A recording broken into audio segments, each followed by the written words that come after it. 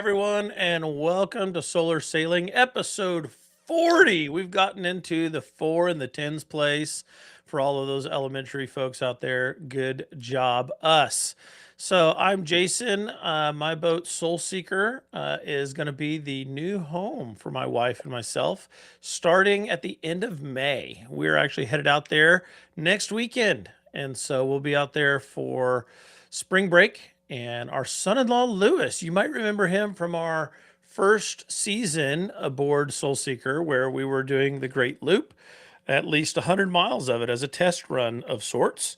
Well, he was our intro voiceover. And so he's going to be out there helping us with some shelving and some countertops. I'm going to be dealing with finalizing the solar canopy, big, ginormous changes happening to the boat in preparation for our splash, hopefully June 1st. Oh my gosh, I'm so excited. It is a 1986 Prout Snow Goose Elite that has been had the mast removed. I never know if it's dis or demasted. Patrick corrects me every time, and so I feel so stupid. But Demastered. demasted. Dismasted means Bad dis. It's a news. diss.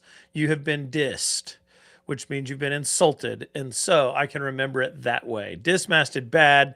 Demasted, good. And so we have gotten rid of the ginormous erection coming off of the top of our boat. If you watched our episode about the mast, then you'll understand what I mean by that. I'm not just trying to be crass, although that is slightly at play. No, the fun aside, we removed the mast on purpose to go with a completely solar electric live aboard experience because that's what I'm passionate about. I like the fact that we can catch the sun and do cool things. That's it. End of story. All the fun.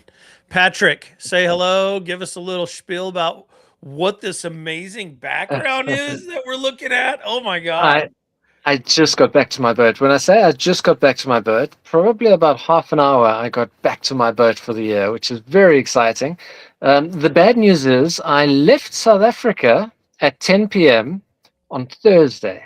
I've been traveling since 10 p.m. Thursday, so the sunglasses are partially because it's very bright in here, but also partially because I'm sure my eyes are incredibly bloodshot.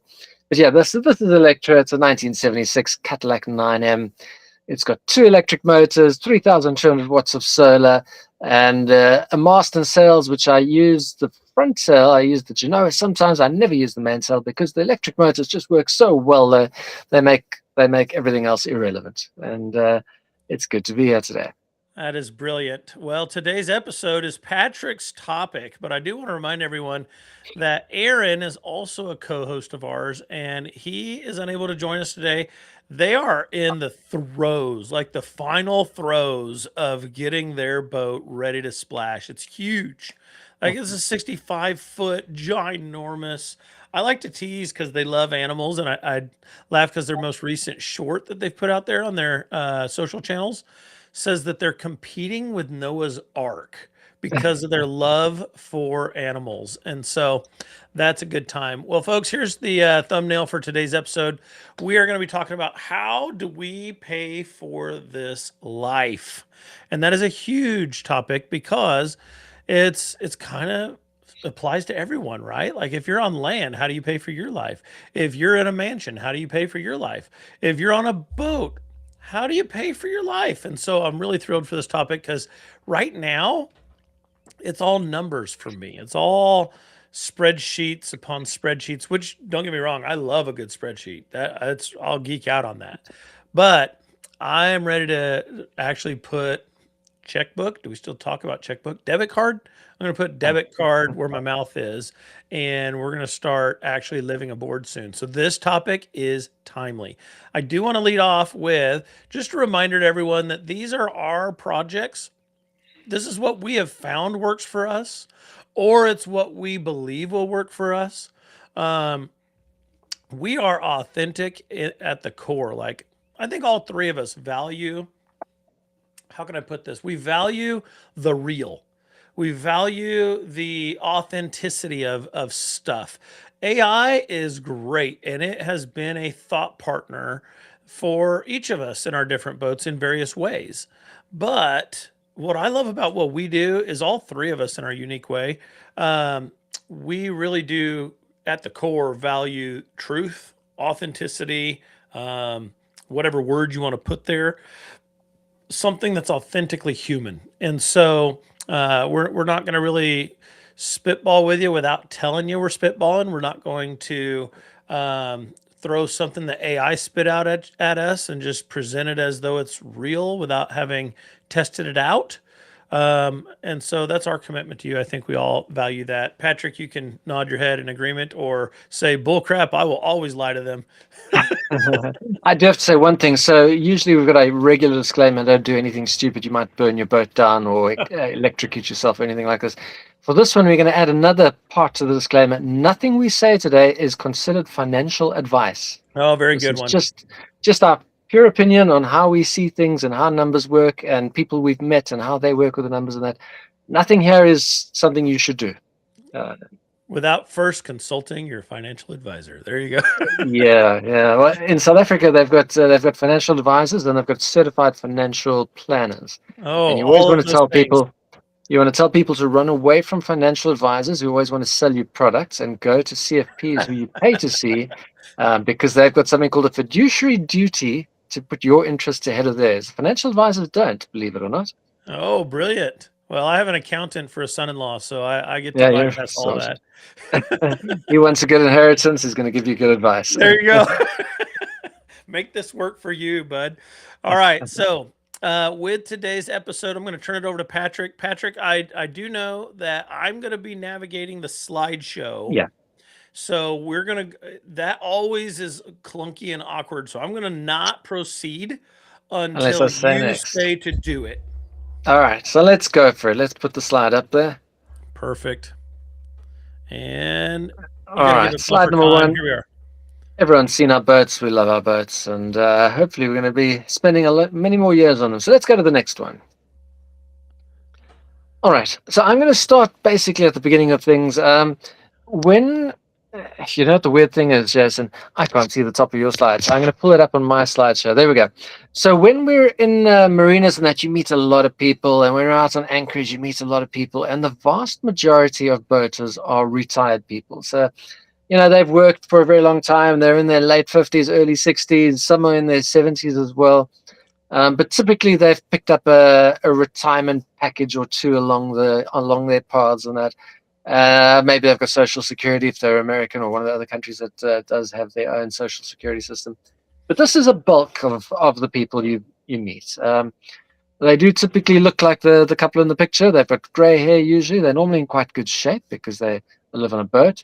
Um, this couple looks like they're at anchor, but they're actually not at anchor because their anchor is up. So that's you got to thank AI for that one. I didn't know that you shouldn't be sitting on the front of your boat without life jackets or anything like that when your anchor is up. Very bad idea.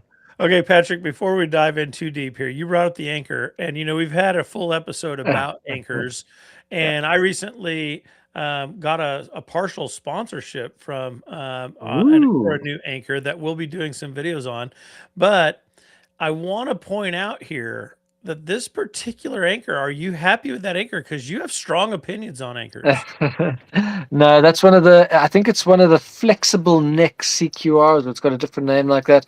I had one on the boat. It's a rubbish anchor. I gave it to a fisherman, and he's happy with it because fishermen never Rubbish. sleep on board.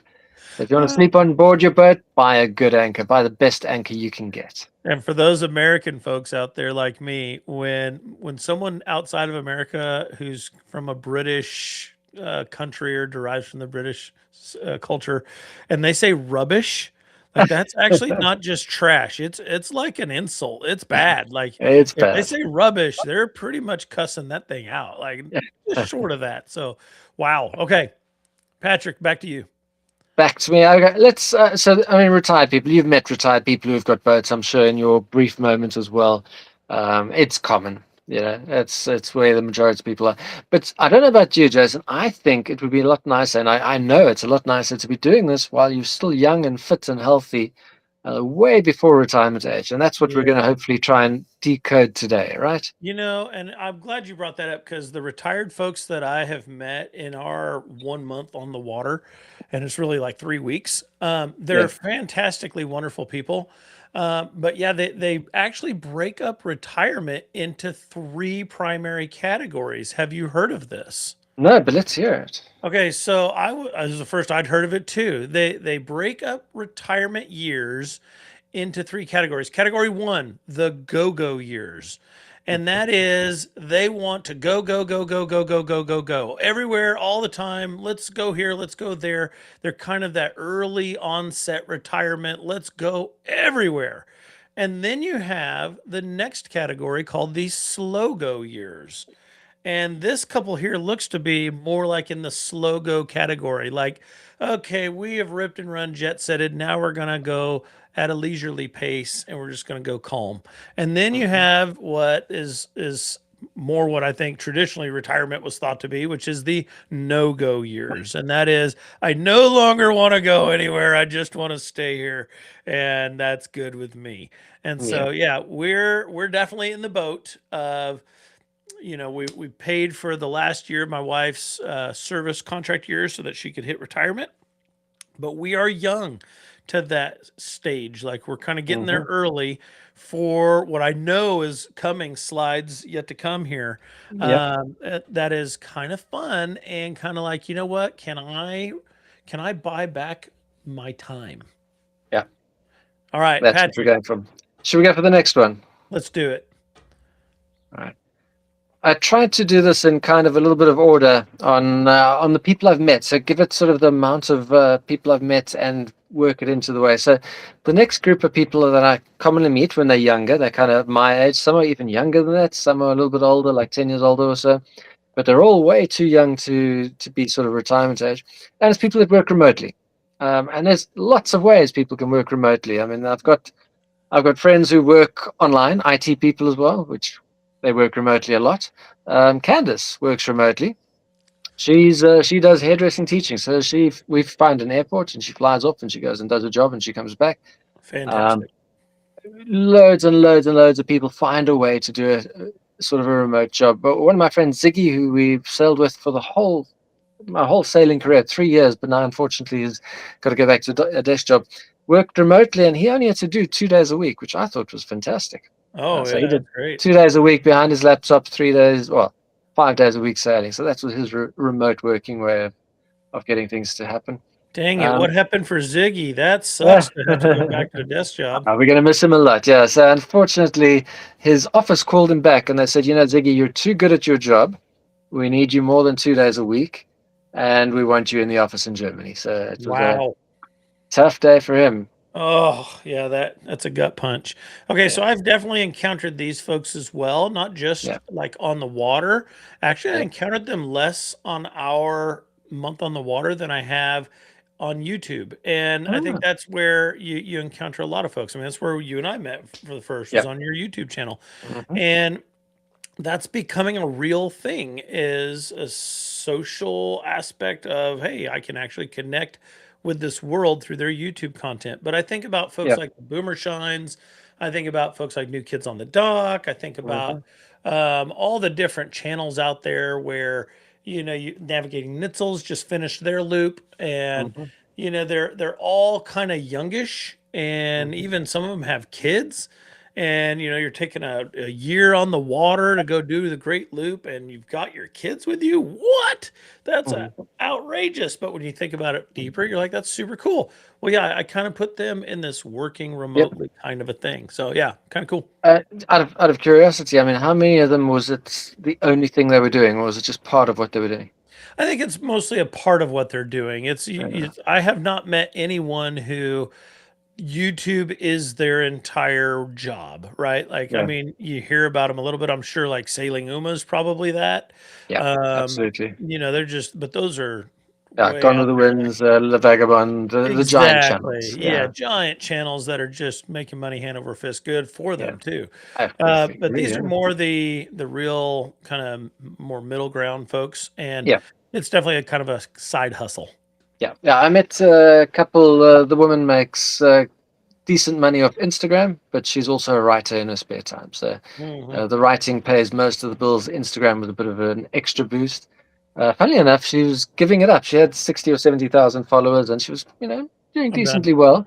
but apparently the effort to income ratios are not Mm. great at the moment. So Listen, you know as well as I do on that one. That's a lot.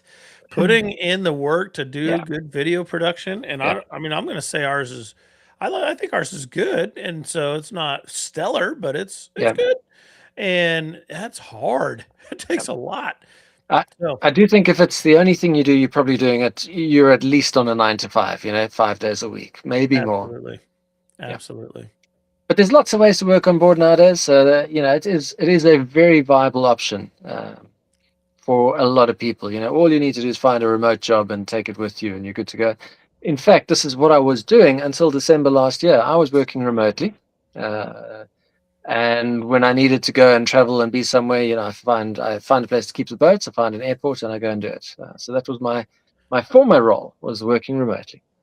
Okay, and so that has I don't you can say let's move on if you'd like, but that Yeah, transition, how does that impact your preparation for the like okay, that's changed, but yeah, now you're still on the boat. yeah. Whoo, that's It's a a big step. it's I mean, so the big change is I don't have that guaranteed income to buy you out of trouble if you Yeah, needed it. yeah, So now I can live. We'll get to it just now because I'm going to talk about it's kind of the last category I've brought up.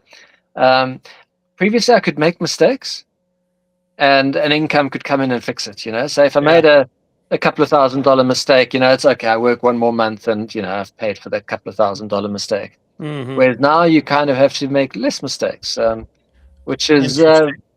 what my plan is, and I've been doing it for 3 years. I'm going to my fourth season now. Um, hopefully I've made my mistakes already. I've already spent a fortune on my mast and Yeah. sails and rigging and all of that type of stuff. Well, I know I'm speaking for all of the folks who are watching and listening after the fact on the different streaming options for our podcast here, and even the fans of our different channels. We hope that this works out well for you. And I am still holding out hope that Bali is going to contact you and say, listen, we watched that episode. We've got you. Because if you don't know this, folks, and I'm going to take a moment and pause here as I look for this, but if you put out your comments on this, we're going to interrupt and we're going to actually address those. But there was a comment here. Let's see if I can find it. I try and save those. Oh, here we go. This is Patrick's offer. If Bali wants to build it, meaning an electric catamaran, Patrick will help them do so. Just give him a place to sleep. That's all he asks for. Yeah. You've heard it here, Bali. You've got him. He doesn't even have that distraction of a job getting in the way anymore. He'll, Yeah. he'll just all No, I in. think yeah, it's absolutely true. And when we get to why I can say that and why I can afford to do that, it'll be in the later slides. Let's Brilliant. let's jump to the next slide now because I think remote work we understand. We've done Sure. enough of those. Oh, look at these folks. Yeah, Okay. winter work summer sale. Now I know two different people that do this, and I think it's a great way to do it. In fact, I wouldn't mind getting some winter work just for the hell of it because we typically go to a big city. So Candace can do hair in winter. She needs to get her experience, and I take stuff with me to do. I do fun things as well. But yeah, if I could earn income in winter, maybe I'll do it. But the couples I know, the first one I met was in northern Italy, and it was what were they? They were one Italian and one Swiss, and they had a child as well. And they spent all summer on their boat. They had a giant monohull. They had to recore the entire deck. I didn't know when they bought it. A really big job. And then winter comes, and they go and work in ski resorts, and they work for I think they work for about 4 or 5 months in the peak of the ski season. And the next summer comes and they leave the snow and the ice behind them and they go back to their boats and that's how they do it, which I thought was a really cool way to do it. Um, the other guys I've met, there's a guy who works who's also from South Africa, funnily enough, and he sails all summer and in winter he spends his time in the marina, but in Preveza, so there's one there's two marinas and there's three boatyards, and in the boatyards there's thousands of boats. I mean, I Mhm. don't know. I'll show you a picture from my boat's mast camera later if you like. There must be 5 to 10,000 boats here. It's Wow. enormous. It's the biggest sort of conglomerate of boats in Europe, is my guess. There's three different boatyards. They're all fully booked. Oh my goodness. I've booked for my next winter already because otherwise I would lose my spot. Paid that deposit. That's how busy they are. So he's a boat custodian in winter, which means he just looks after people's boats. He checks on things for them. He monitors the battery. He starts things if you want your generator started or something like that. He goes around. He'll check that you're not, water's not getting in. Your bilge pumps are still cycling, and that's what he does. And he's very reliable, and he does it very well. And so boats pay him a very small fee to go and do this, but obviously it doesn't take too long. So he goes around, and within 1 or 2 days, he can check on, a couple of dozen boats or whatever he needs to do. So that's his winter job, and then summer he has no job and he enjoys life, which is great. That sounds outstanding. I mean, Yeah, that's really great. And so when you look at this couple here, I'm obviously seeing the funny AI stuff. Like, okay, yeah, why is he holding a radio here? But then I thought, wait, he's working. That's why he's making his money. But he's next to his wife. I don't know. AI cracks yeah, me up. And yeah. so when you think about winter work, summer sail, you described a couple of jobs. I even think that there's, options where, okay, if you have a home on land, you go back. If you're one of those types who Hmm. has a skill, you could even be fabricating fiberglass parts at that point. My goodness, Yeah, there is a market for that unlike anything I've ever seen. It was eye-opening to me, Patrick. yeah, So that whole world, apparently, if you're halfway decent yeah, at fiberglass work, like you could make a killing off of all that. yeah. As long as you are able to work in the locations where you are, so you got to be living near the boats or whatever. And like in Europe, you can work anywhere else in Europe, which is no problem. Um, I suppose if you're in the Caribbean, you fly back home to the States and you go and work in some of the big boatyards there, you can make a really good amount of money. The big one here is if you can weld stainless here, there's like Oh, a 6 month waiting list to get a stainless welder on board. God, I'd love to get You to know, learn how to. learn to do something useful, and people will pay you for it. And And the and great thing people is are nobody really wants these jobs in summer. They all want to be out and sailing in summer, so it does work. You try and you can get a stainless welder in the middle of summer, but then you got to stop sailing. right. So this is a great job to do in winter or fiberglass work or anything to do with the boat. If you can maintain engines or something like that, yeah. Well, and you think about the thing that people are clamoring about right now is AI coupled with robotics. It's going to remove everyone's jobs. And you know what? That hasn't happened yet for the trades Uh, like this that we're talking yeah, about, where you have to have a very set skill to do that, though. yeah, So when we think about all these, it's a lot of options. Some people even day trade. Some people are working on things like, well, I don't want to spill any beans here, so I won't name names. Patrick, excuse me. Start with ingenious inventions that they can then market and provide out there with options. But you know, you have your skills. Think about how someone might benefit from that and turn that yeah. into a moneymaker. Very good. We ready to move on? We are, yes. Let me move back to that slide. And here we are. Yeah. So this is another one people do. They basically save up for a while and then they go sailing. And when they run out of money, they stop sailing and they go and work. And um, a lot of people do this when they're going around the world. They'll stop in places and work for a while and build up a bit of a kitty and move on again. And some people just take a sabbatical of work. They've been working really hard for a while. They feel like they need it's not quite a retirement. They want to take some of those years from retirement and use them up now, and then they'll work a few more years later on to make things back. A lot of people do this, and they run out of money, and then sometimes they stop for good, or sometimes they stop. The sailing family was quite a good one. They took a Lagoon 380 three-quarters of the way around the world, and then we didn't see them for the next 20 years because he went and started working professionally, and so did his wife. And then 20 years later, they bought another boat, Oh, and they went and did it again. So yeah, did they lots of finish ways the to do final this. quarter? They didn't go around the world. They bought a much bigger boat. It's quite a cool channel. Yeah, I recommend it if you got some Oh, time. nice. Anyway, Okay, so this one just feels to me like a young person's approach. I'm just gonna throw it out there because honestly, at yeah, this age that yeah, I'm at right now, and I'm barely 50, but that's we're at that spot where it's like, I don't want to do that. Let's not do that. yeah, That's the wrong idea. yeah, So, but I mean, you see them. You're right, where they're like, in their 20s, and they're like, yeah, let's just go, and good on them. I mean, yeah. I respect it. That's It's cool. So, I mean, remote working wasn't a thing 10 years ago. In fact, it was barely a thing 5 years ago. So nowadays we've got lots more options. But previously, you know, if you wanted to go and sail around the world before you have kids, you're not going to be able to find a way to pay for it easily. So you save Yeah. up for a few years, you go sailing for a few years, and then you go back and work and, spend the rest of your career. So I think it is a 20s or 30s thing. Um, I think at some point this becomes sort of it, your chances of walking back into a great job, unless you've got a really useful skill, gets lower and lower as you get older Yeah. and older. Companies just don't want as you get older, they just don't want you as easily. Yeah, Let's be it's real. it's a fact of life. All All right, here we right, go.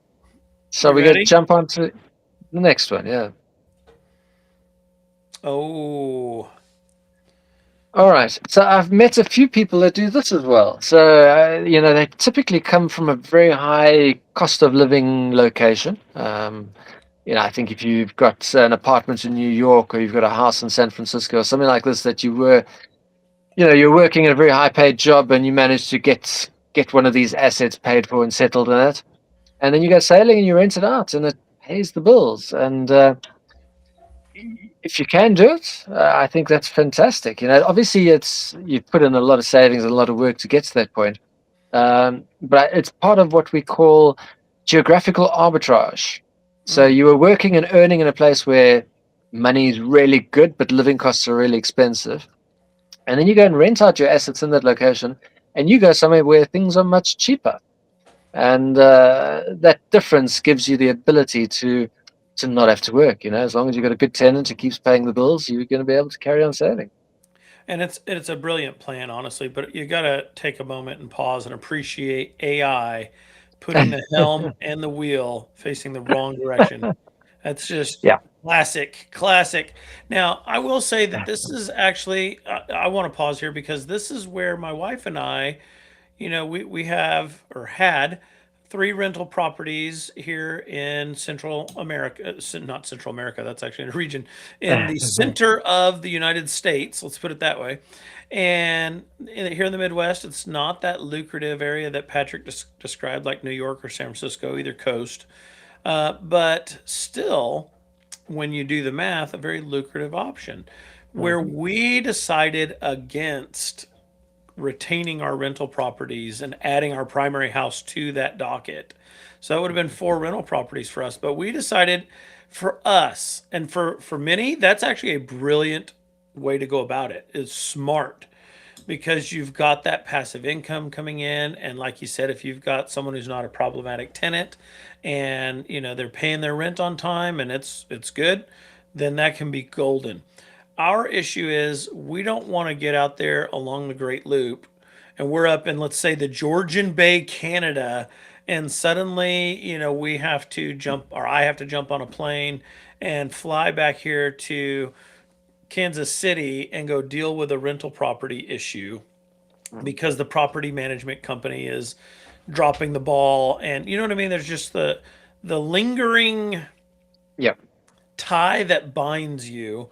And it was unique because Leslie brought up the phrase, and it was brilliant because she's not a boater by any kind of stretch, but she's already acclimated to some of the terminology. And she's like, it's like if you're trying to leave the dock and you left a line tied to the cleat. I was like, oh, listen to you. Oh my God, I love it. And so, That's a great example. yeah, I was like, you're not going anywhere. I had a charter boat next to me that did that exact same thing. So they were using slime lines, and we had two slime lines in the front, and they had two lines on the back of the boat, which is how you would typically do it. And then they had one slime line going amidships to the midway cleat, Oh, They didn't know they had it there. They weren't watching what they were oh, doing. They dropped all of them. The wind was blowing. They hit the throttle really hard, and this oh one no. swung them into my boat. And Oh, I don't know why I was outside. I think just to make sure they got off safely. And I saw the slime line as he hit the throttle, and I shouted, but they couldn't stop the boat in time. But luckily, with a boat hook pushing into my body, I managed to keep them off my boat. So oh my good. You and that that boat happened. hook. That when we were on board Electra, you had to pull the boat hook out. I Yeah, mean, nice. it's brilliant. So there you go. It is an option. It is a Yep, great option. I don't want to degrade from it at all. We just felt like it was for us going to right. represent lines that kept us tied to the dock, and we didn't want Yeah, that. yeah. So I know two couples that are doing it this way, personally. The one is an American couple. I'm not sure where their house is, but it pays well enough, and they've still got their house. And one of the benefits, I think, is they want to go back to that house one day. So it's kind of a Ah, pays the bill, and it keeps the house for them. And the other couple I know had an apartment in London, and London's rents have just exploded. And that's actually what made the whole trip possible for them, was the fact that they all of a sudden have this windfall. It's almost like oh, winning the let's lottery, buying go. buying a place like that, and so Good they're for. going to. I'm so excited when I hear about stuff like that. That's so Yeah, great. yeah. So those are the ones I know. None of those worked for me. I did have properties at one point. There is a When you have rental properties, your risk is quite concentrated. If something goes wrong and you've only got one property, you're in big trouble. If you've got a couple, but the area goes down, it's also a thing. So it's a concentration of risk thing. And also, I don't know about you, Jason, but I don't think of renting a place out as purely passive income. I think there's a quite a lot of active activity that needs to go with it. There is, and honestly, if they're cash flowing, you do have Yeah, that passive income stream. But most people yeah, get into it because they want the equity raise, correct. and Yeah, then they will use the Burr method and continue to acquire more and more and more until they get a yeah, proverbial empire going. And so, for us, we topped off at three plus our yeah, primary, and then realized we want a different life, and so we're moving yeah. on. Yeah, so I was also going this route because my grandmother retired really well for somebody who was a music teacher, not earning a lot of money because she collected five properties in her time, and that paid the bills for her until she was in her 90s, and left the properties to my mother. So I tried my best to do the same thing. I had a particular gift of buying in a place that had already appreciated and then stopped. Oh, So I never made money on any of the three properties I bought. One broke even, one lost money, and one made money until you take inflation into account, and then it also broke even. So that was my that is history. not a good business model. You don't want to buy at the top, buy at the bottom. Yeah, don't recommend. All right. So Uh, are we ready for the next slide? so then we can jump onto the one that worked for me. Yes. All right, so I'm calling it fire sale.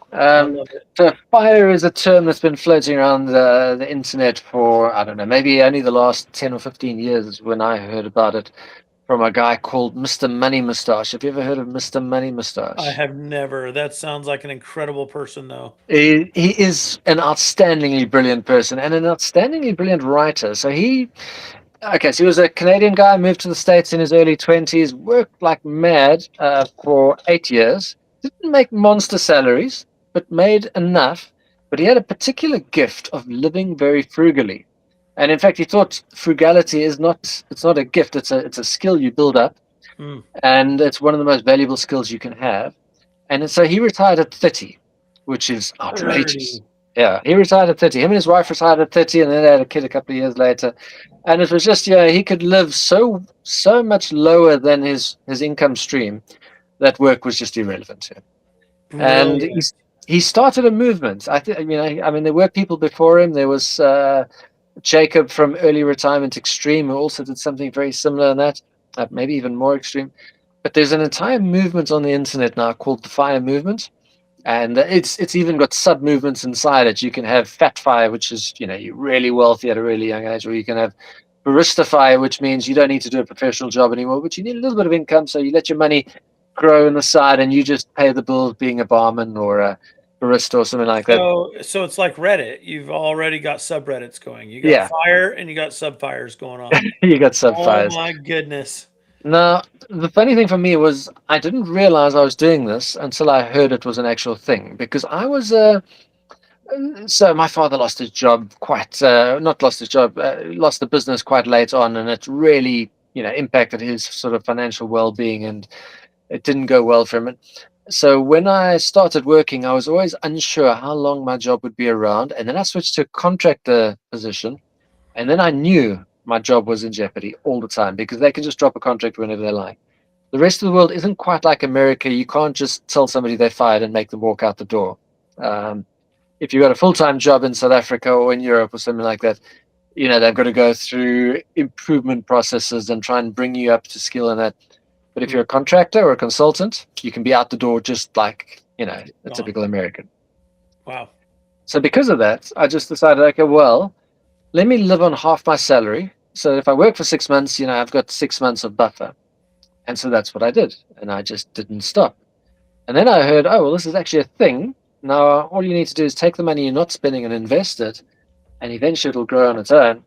And I didn't know how that works. I'd never heard of the stock market until I was 31. That's why I had properties. And I didn't know that you can actually buy parts of companies, and the people who work for those companies work really hard, and you get a percentage of the profits, which is a Yeah, really cool thing. Anyway, so we jump to the next one. I think I'm going to do a definition of fire that I've taken from absolutely. Investopedia. You got my brain spinning. I was processing which way to go, but I think next slide is good. All right. So financial independence, retire early. This is the Investopedia opinion of it now, or definition of it now. A movement of people devoted to a program of extreme savings and investment that aims to allow them to retire far earlier than traditional budgets and retirement plans would permit. And that's exactly what it is. I mean, if you think what is sort of the default amount of savings that people are recommended to do in America? Oh, ugh. More. That's the default. More. Okay. In South I'm, Africa, I'm not they even exaggerating there. The answer is more. There is no set okay. like you're good if you got this. No, Yeah, it's so the rule of thumb in South Africa is if you're saving 10% of your salary, you're doing well. If you're saving 15%, that's what the financial advisors want you to get to. But that's what they say. Um, the fire movement takes it completely differently. The fire movement says, all you need to do is save enough to cover your expenses, and then you never need to work again. Now, the next question is, how much is that? And we're going to go to the next slide. yeah. Because then the How much inflation do does you have to need? come in. Yeah. All right. Yeah. Here we go. How much? All Let's right, so I go. call this the fantastically simple rule of 300. It's not actually the rule of 300, that's what I call it. It's called the 4% rule. Have you ever heard of the 4% rule in retirement? Yes. Okay, so the 4% rule is based on the Trinity study where they looked at every year in the stock market, if you'd retired at that year, what is the maximum you could draw and not fail? And the worst year in American history is something like 1967 or something, where you had a sequence of bad events. And in that year, 4%. So if you had $1 million, you could spend 40. Yeah, and you retired at that year, you could spend $40,000 a year, and you wouldn't run out of money. It's actually based over a 30-year period, but in theory, you would never run out of money. So that's where the 4% rule comes from. It works really well all over the world. In South Africa, it was like 3.86% or something very similar. The only country it didn't work well for was Japan, where their safe max, it's called the safe max withdrawal rate, is like 2%. But typically, if you follow the 4% rule, you're going to die much wealthier than when you started, on average. Um, so it's a good definition. But now the problem is, I don't know what I spend on stuff in a year. If you ask me what my rent is in a year, I have to go and get a calculator and I got to multiply by 12 and all of that. Everyone thinks monthly. Yeah, so everyone thinks monthly, and that's why I've got the rule of 300. So the 4% rule means you can spend 1/25th of your total amount, and then you go and multiply that by 12 months, and you get to 300. So this is this spreadsheet in front of you, which is basically lesson one in Excel for Dummies. I've taken your Yeah. monthly spending and I've multiplied it by 300 to get the amount you need to fire. And as you can see, if you spend very little, $500 a month, you only need $150,000. And in theory and in practice, in fact, you never need to work again. Most people can't live on $500 a month. Not Right. even That's I can rough. in South Africa. But as the numbers go, so say you need $2,000 a month, you need 600,000. This is what the 4% rule says, and we've just called it the 300 rule, which makes life a lot simpler. Actually got a whole blog post on this. Maybe I'll share the link with you later Yeah, that'd be on good. all of this and all the analysis. And you can see if you're a big spender and you're spending $10,000 a month, you're going to need 3 million. Is that all? Just 3 million? $3 million sounds like nothing. Now, you might think I'm never going to get to. Let's take $5,000 a month as you're spending, and you need 1.5 million. You think you're never ever going to get there. The nice thing is if you can cut back on your spending, you actually also need a lot less. So if you were spending 5,000 a month and you needed to get to 1.5 million um, to be able to fire, and you can find a way to cut off, $1,000, you now only need 1.2 million. So you've just saved Hmm. yourself $300,000. Um, Yeah, get rid of I don't know, an expensive car or something like that that's costing you 1,000 a month in insurance. You've just saved yourself $300,000. It's that's outrageous. Yeah, it's a cool way to look at it. But anyway, so that's if you want to know what you need to never need to work again, take what you're spending in a month now and multiply it by 3. and you've got it.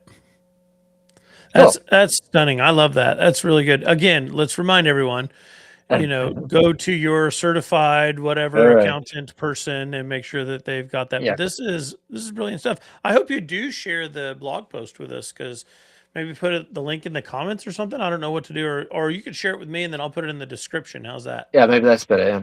Yeah, Anyway, and then that way we can go reference that. now this is just sort of a general guideline. So you take what you've got, you multiply by 300. A lot of financial advisors say you can spend more. In South Africa, they used to say you could spend 6%, but your chances of failure go up significantly. Well, 4% might fail like 1 out of 100 times. 3% has never failed in history. 5% might fail like 20 out of 100 times or something like that. So anyway, Wow, that's very the good. 4% rule people take as gospel pretty much anywhere in the world except Love Japan. it. We're Japanese. Yeah. Love it. Should Ready we for the should we next bet? jump to the next one? Play. Yes, let's do it. I built a okay. My next one is before we go there. It's where do you put your money? So the 4% rule is based on I believe it was a 70-30 ratio of stocks and bonds. Um, 70-30 stock. I don't own 30% bonds. I have much less. When you play around with the numbers, having higher stocks when you retire early actually counts in your favor. Again, talk to your financial advisor. But the one thing you do want to make sure is that your fees are incredibly low. Um, I don't know if you've got mutual funds or index funds that you own. Oh, Mutual funds or actively traded mutual funds, non-index funds, are typically quite expensive to earn. So they'll have something called a total expense ratio, and it could be anywhere between 1 and 4%, depending on how bad it is. mm-hmm. And fees compound up. So if you've got a 2% fee and you hold that mutual fund for 20 years, you're giving your mutual fund manager about 50% of your money Right. over that period of time. It's a ridiculous amount. So your goal in investing really needs to be to keep those fees low. And the best way to keep fees low is to do something called index fund investing. So you're not paying a stock picker to go and sit behind a screen for 18 hours a day to try and figure out which stocks are going to go up and which ones are going to go down, so you can put more money in the ones that go up and not the ones that go down. And incidentally, S&P, for the guys behind the S&P 500 and that, they do a study every year on how well these stock pickers do, and 80% of them lose out to the index. So they're trying to be clever. They end up being stupid. 80%. 80%. 80%. So Wow. if you're in an actively traded fund and you're paying 2% in fees to be in that fund, you're probably losing money and paying for the privilege. How in the world do they stay marketable? Like, come on, Okay, man. That's ridiculous. it is ridiculous. So I've got a good couple of blog posts on how they do it. So one of the ways they do it is when a fund is continuously not beating the market, they kill it off and they start a new fund. The ones that do win, they keep alive, so they run longer.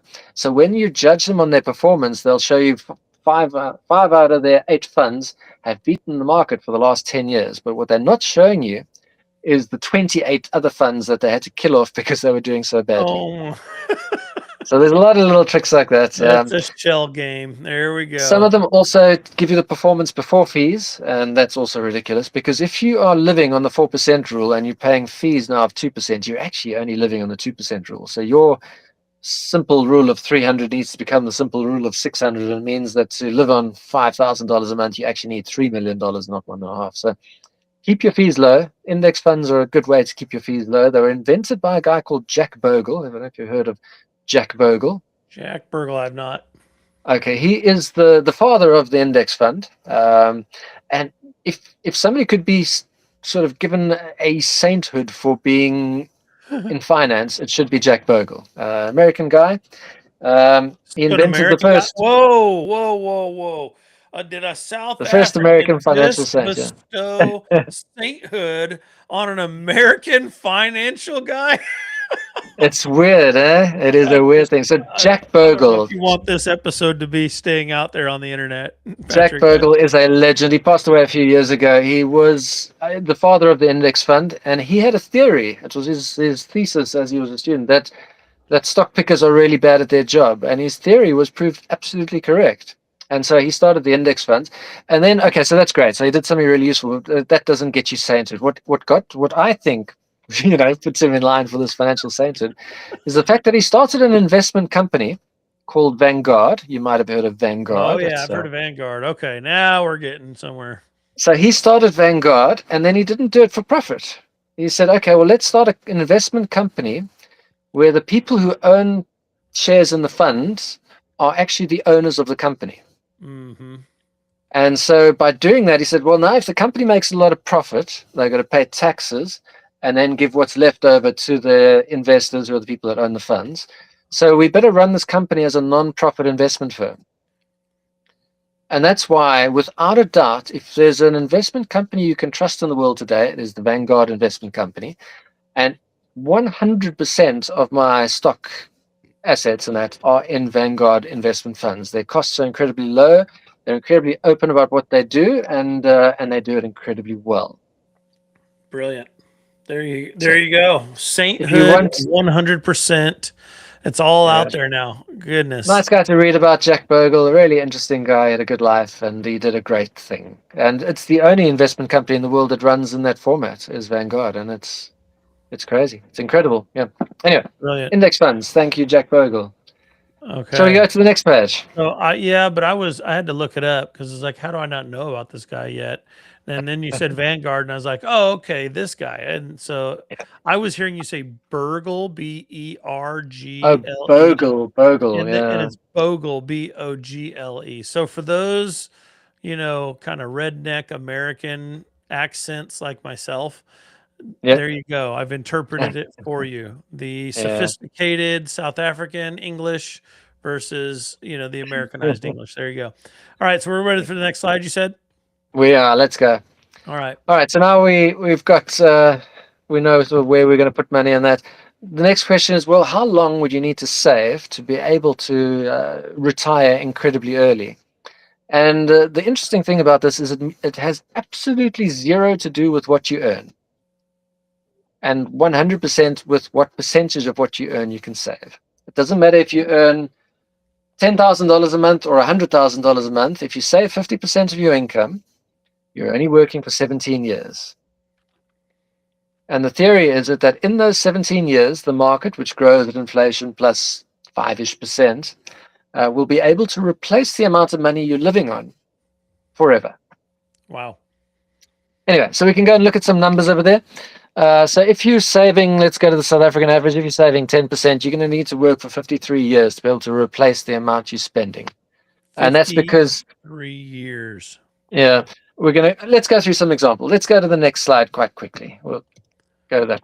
So this one, I built a calculator. I've actually made two versions of this calculator. There's one for the US and one for South Africa. And so you can see the link on the top there is calcfireus.php. Anyway, and on the calculator, you only give it three pieces of information. You give it what you earn, you give it what you save, and you give it what you already have. Those are the only, those three pieces of information are everything you need to know. Now you'll see when you get to the calculator, it's only got those three fields that you can populate. And from that, it calculates everything else. So in this example, we're taking somebody who earns $8,000 a month, and they save 10% of it, like South Africa tells you to do. Mm-hmm. And from that, you can work out, okay, well, if they're saving 800 means they're spending 7,200, and we go and multiply that by 300. Okay, so they need $2.16 million to retire. And if they keep saving $800 a month, after 50 years and 11 months, they'll have $2.16 million dollars, and they'll be able to retire. Um, and so, depending on how much time it takes, there's a little catchphrase at the bottom there. We're not zipping past that. Come on, that's not good. What is Yeah. your retirement plan? Death or dog food? Well, I mean, I hate to say it, but it's probably the most common group of people Yeah, in typical life. yeah, People love to spend. You never need to ask somebody how much they spend in a month, because it's everything they earn is the right. average person. Yeah. 100% of it. Yep. Yeah. Anyway, And this whole honestly, thing here in the is United States, it's more than 100% small. because we Yeah. wind up in debt. So it doesn't need to be that way. Let's go to the next slide. Let's go and look at a better example. All right, so same salary. This is somebody who earns $8,000 a month, and they found a way to save 30% of their income. So now what it means is they're saving 2,400. So what they're spending is 5,600. And the great thing about reducing what you spend and increasing what you save is it's got a double-edged sword. So not only are you saving more, but you're also learning to live on less. So you Yeah, could only live on 7,200, but now you figure out a way to live on 5,600, which means you can replace your total income in 27 years and 7 months. Because the amount you need is only 1.68 million and not 2.1 million, which is good. 27 years. If you start working when you're 22, you can be finished by 50 by yeah, saving 30% of what you earn. And I think that's that's great. pretty decent. And I think a lot of people should be able to do that. Okay, now we're not gonna. This is gonna be my job throughout the rest of this. If you're reading this Yeah. from under a gray-haired head, you may be in trouble. Well, that begs the question, though, Patrick. Yeah. I know What where you're going happens with if this. you're bald? I don't know. Well, hopefully you were gifted enough to go bald at a young age, and you can Oh, look there you just go. fine. Patrick had to know if you're still watching. Patrick had to know going into this topic that I would be messing around big time on this stuff. So that's There's a why he couple of put different those ones as Easter well. eggs Yeah, in there. depending on. It's built into the calculator. I can't remember what they all say, but try to make them Translation: interesting. Patrick saw them and went, "Oh no." Yeah. Now, this to me is, I think anyone should be able to do this. I don't think this Yeah. is an extreme stretch. No. The next one is, let's go to the next one. Okay. All right, so same salary, you're earning $8,000 a month. I chose $8,000 because it's 100,000 a year, and I know that a decently earning professional can get to this level. But if you can save 50% of what you bring in, starting from zero, um, means you're spending 4,000, means you're saving 4,000, means you need 1.2 million to get there. It'll only take you 16 years and 4 months to get to that level, which is outrageous. And if you start working at 22, you're retiring before you're 40 to go and do absolutely whatever you want to do every day and not worry about money again. That's fantastic. That sounds like freedom. Yeah, so this is what I was doing. This is kind of where I was going. I was saving 50% of my salary, not because I knew I would be able to eventually not work at a really young age, but just because I thought my job was very insecure. And then I learned how things work, and I thought, wow, this is cool. I'm going to keep doing that. Now, the first thing I used to go on the odd podcast for personal finance and stuff, and I'd tell people, oh, yeah, you want to retire young or you want to be really wealthy, save 50% of what you earn. And without fail, every single person I'd spoke to says there's no way they can do it. Mm, Everyone. And my wow. next question was always, okay, well, what do you make? And they'd give you a range. I said, okay, I make $10,000. There's no way I can live on $5,000. I said, do you know anyone who earns $5,000 a month? Yeah, I know lots of people who earn $5,000. Sure. So it Jeez, can what be are they done. doing? But yeah, there's always somebody who earns a lot less than you who's managing. They'd probably also think it's really, really difficult. Yeah. But the idea is that as your salary goes up and up and up, you don't have what you call lifestyle inflation. You try not to Hmm. increase your living costs exactly to consume that entire Right. salary. Uh, Right. so when I started work, I was living like a student because that's what I knew. And Right. I upgraded slightly, but I didn't upgrade compared to what sort of my counterparts in my friends and family group and that were doing. They were like, "Ooh, I can get the M3 now." I'm doing Mhm. really well at 28, and I was still driving my 2006 Nissan Almera. But the difference Beautiful is you do car. Whoa, whoa, whoa, that's a beautiful car. really Give it its reliable. cred, give it Yeah. its love, it did its job. It was quite funny because when I met Candace the first time, so I had my 2006 Nissan Almera, and this is in 2015 when we met, and I hadn't gone clothes shopping in a while, and she thought I was poor, and so she went out and bought me some nice clothes. But I did know that she That had to wasn't be just humbling, that had to be a little she bit but then you she did your wasn't math with and me for went, my "Oh." money. So it's got added benefits of you meet somebody really nice who's into you for you. So Yeah, that's good. That's didn't beautiful. keep up with the Joneses, and then later on she heard, oh well, I might get to a point where I don't need to work in my 40s, And and when that's where we are today. So there's some my smart stuff here, yeah. I managed to get to a point where my investments would pay for my lifestyle. And so when my office closed at the end of last year, I was probably the only person who didn't go into a panic and Mm, start looking for work immediately. I might right, still want to do something, but I don't have to. And that's the difference. Is exactly. I have the ability to do whatever I want to do with my time now. And sitting behind a desk is not something I want to do with my time. There are lots of other things I do want to do, but sitting behind a desk in an office isn't one of those things. And sitting in traffic all day to get to the office and back isn't one of those things. And And that's that just it's sad that that is the state of so much in modern, cultures right now is yeah, this model that says you have to go and do this. It's based on bygone era stuff where they didn't yeah, have the internet such as we have today. They didn't have the amount of bandwidth accessibility that we have today and the ability to work remotely is met right now with this mindset that everyone who works remotely is actually playing games and blowing off their job. And I'm yeah, like, that's not steeped in reality. Like, do some basic accountability metrics and you'll know very quickly whether this person is doing their job or not. Like, it's not even yeah, hard. Basic yeah, administration, and you can find that out. What I love about this slide that you shared, though, Patrick, I'm going to jump back to it, yep, is have you thought about a side gig to speed things up? And that's something that this generation right now that's under us, what would you mm, call them? The millennials? Would you call them Gen Z? They're kind of in that sweet yeah, spot in between them, I think. mm, And so at any rate, they all seem to have this little hack on lockdown. Like they've got it. They yep, they all have a yeah, side gig of some sort.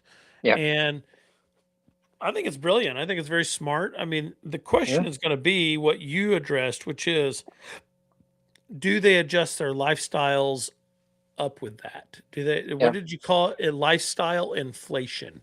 And yeah, if they don't fight that, which I think there's a cultural demand to allow cultural inflation and creep and mm. or financial Lifestyle inflation, yeah, lifestyle inflation and creep like that.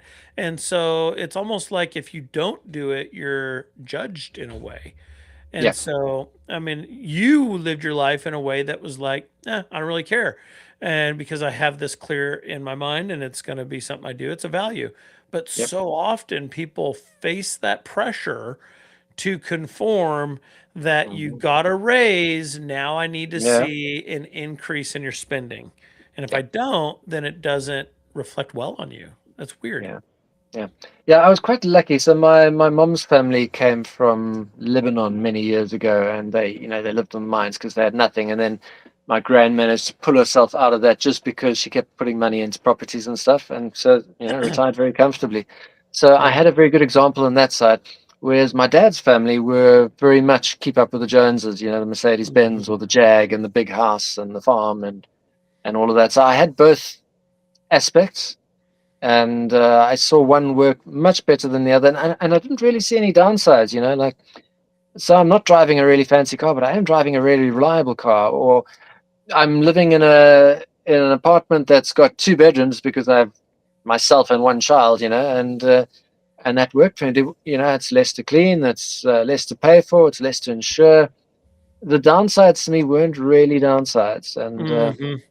whereas For my yeah, own upbringing, I wouldn't say that.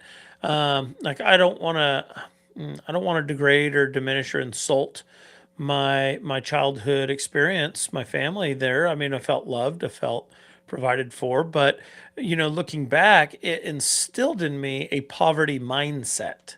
And that poverty mindset's one that's very difficult to overcome, and it is you're always on barely get along street. You can never really get ahead, and it actually, I think that lifestyle inflation plays into that actually and keeps you in mhm, that mindset, which is one of debilitation. And yeah, it's one where you have to overcome that. I think sounds like we both benefited from spouses who elevated us in many, many ways. And so for me, it was a shift in, okay, it's okay to want these things as mm, long as you can actually afford them. And it yeah, really instilled in me a concept of sustainability. For me, sustainability is not just about, oh, I'm going to use solar and electric instead of gas and that because that's a non renewable resource. So this is sustainable. There is that, mm, that's a part of it. But for me, sustainability is way more deep than that. Like it's about this that you're showing us on this slide. Like this is a sustainable budget. This is a sustainable approach to your finances that's going to actually sustain you in a much better way yeah, if you can kind of fit your life to it. So this is fantastic yeah. stuff. I hope it's benefiting our viewers. All right. And with all of this, I'm not saying don't go out and enjoy yourself and that, but just decide what you want to exchange your money for. You know, you want to exchange it for happiness and for experiences and for enjoyment, and not things that sort of tie you down to one location. I always think our stuff kind of owns us. You know, we got to look after it, we got to baby it and pay for it and upgrade it and all the rest. So for Candace and myself, Candace, by the way, wasn't doing this at all. She was more of the lifestyle inflation, cute little Mm-hmm. car, big Mm-hmm. apartments, and that. But she did start doing this after she saw me do it, and she's nearly at the point as well where, work is optional. Um, That's awesome. but That's yeah, so so awesome. spend on what you want to spend, and make sure that you're getting sort of a good smile for your budget. And so Love for it. us, it was always travel. I think we've been to over 20 countries together. We like to go and travel, and we try and economize. We try and join it to a work trip, so somebody gets their ticket paid for. But yeah, so that's what we would do with the money. North Carolina. You could come to North Carolina. Although I by the don't, time you got over there, it'd be more like New York. if I get a work trip, I'll do it. I Or love it. Candice gets a work trip, we'll do it. All right, we ready for the next slide? We can, yeah. So the calculator can also work in another way. You can tell it what you already have and what you earn and what you spend, and it can go and tell you if you've reached your goal yet. So it's just doing a quick calculation. It's multiplying by 300 and saying, okay, well, you're already over 300, so you're there. Oh, look at You can that. go and do what you want to do every day, and not have somebody else tell you what your time should be used for. Okay, I love the funny statement at the bottom. What are you still doing going into the office every day? Go out Yeah. and have some fun now. That's great. Yeah. So, I mean, one of the things that a lot of people around me have retired in a while, and the ones that hate it are the ones who don't have anything to do. So, Hmm. I think before you do something like this, have an idea what you want to do with your time when it's your own. Before Right. you go and pull that trigger, figure it out, because Oh, you that's don't want to be huge. sitting on the couch watching TV or playing Candy Crush or one of these others Well, and that's because you the haven't thing figured that it you out read yet. about and watch videos about where people reach retirement and they die shortly after because they had no purpose in life. And the Yeah. human frame, the human, body, the human mind, all of that, the soul, the spirit, anything you want to look at in that, Yeah. we need to have a purpose. We need to have something that drives us to continue, or we shrivel up in a very short order. Yeah. And so you see it at any age level. And it's just a fascinating truth that if you don't have that plan set before you, you're really playing Russian roulette with your life because, Yeah. I mean, it can really be an actual killer. Like it can Yeah. terminate your life or at least Yeah. your sanity. Yeah. So have that in place. Know what you're going to do. Yeah. All Yeah. right. How are we looking We're on this, Patrick? We're good. We've actually finished all the slides. That was kind of the end of a discussion. The rest was just going to be Nice. sort of us free flowing. But No, that was a great, great slideshow. And here's what's funny is we usually, those who are watching this or even listening after the fact, we usually have our slides kind of going in the background throughout the week. And then we kind of shore them up as we go. And here lately, I've been working on prepping houses to be sold, and we're transitioning in a lot of ways. And then Patrick's been traveling and Aaron's scrambling. So it was like, ah! And then I jump on this, and Patrick's already got it done. So good job, Patrick. That looked great. That was a yeah. fascinating topic, and I hope it really benefited everyone. Listen, speaking of that, need to go and work on tenants who are going to be vacating a house. We get to do an exit walkthrough today. Oh, and that's going to equal a lot of work this coming week, but that is part of another domino falling and us getting closer to our goal of moving aboard our boat. My final thoughts on this, Patrick, are that you need to live in a sustainable way.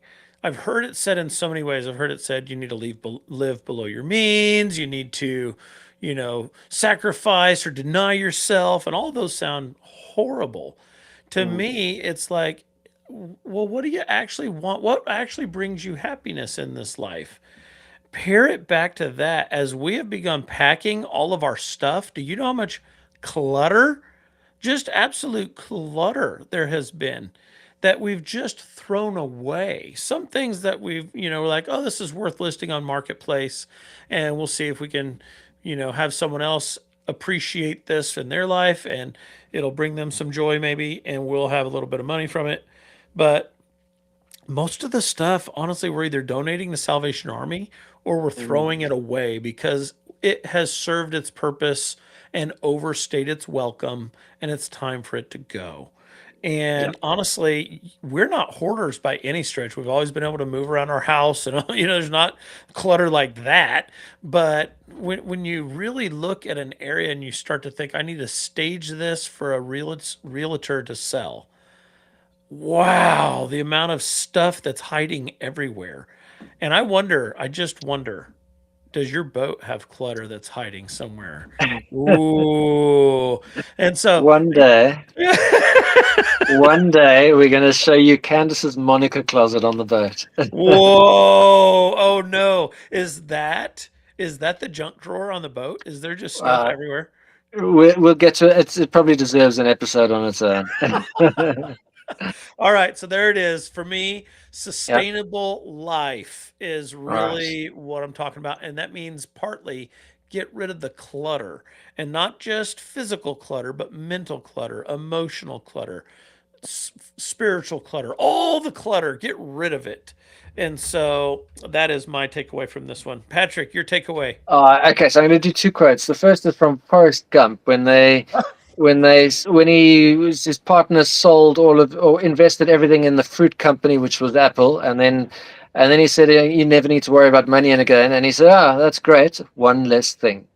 So if you can get yourself set up like this, it is one less thing to worry about. When your office closes at the end of the year and 180 people are out of work, you're not the one crying into your pillow because you don't have to worry. Mm, So one less thing. And the other thing is motivation to get started. So I'm sure it's a Chinese proverb. I can't remember exactly where it comes from, but it's the best time to plant a tree was 20 years ago. The second best time is today. oh, I love that. Nice. I've never heard that one. That's a good one. I'm going to have to Okay. chew on that one. I like that a lot. That's good. The best time to plant a tree was 20 years ago. And if that didn't work, then today. Is that right? Did I say it right? I don't think I said that The wrong. second best time is today. Yeah, I can't remember exactly the wording, but we'll Google it later and find out what Oh, it's exactly it was brilliant. I and who love it. said it. Yeah. Well, folks, thank you That's for it. watching this episode. We hope that you've enjoyed it. Next week, we're diving into another big topic. And honestly, we have our topics, like written in sand. We'll put it in that way. But our topic for next week is safety and redundancy. And that's a big one because when you're living on a boat, the thing that goes wrong will always be the thing Mhm. that you weren't anticipating, is what I'm gathering. And so having those systems planned out and I have a redundant system ready. That's going to be a big thing. And so I can't wait to hear from Patrick's practical experience in that. And then also just things that we've studied and learned along the way. So I hope you'll tune in for that. That'll be 9 a.m. Central Time, 10 a.m. Eastern Time, and who knows what time where Patrick will be because he's all over the world. You Greece. never But at Greece some now. point, Greece is changing their clocks as well, and I don't know when. But yeah. Ridiculous. Let's all settle on a time and keep it. So with that, I'm going to turn it back over to Patrick to see us on out, and I just say thank you so much. Thanks for watching.